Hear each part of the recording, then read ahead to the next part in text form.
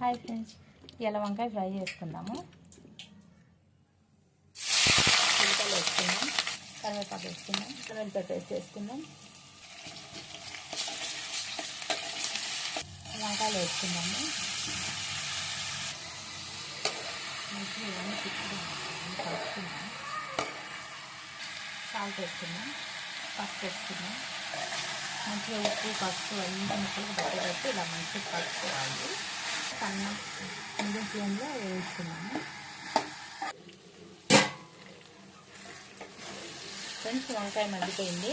మనం ఇప్పుడు పొడి వేసుకున్నాము.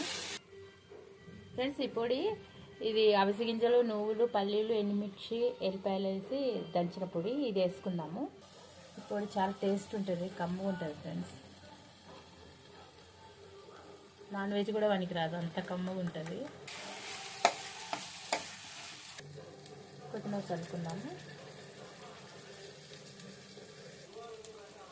ఫ్రెండ్స్, నువ్వులు, పల్లీలు, అవిసె గింజలు ఇవన్నీ దోరగా వేయించి పల్లీలు వేసాను కదా, ఈ ఫ్లేవర్స్ తోటి సూపర్ ఉంటుంది ఫ్రెండ్స్.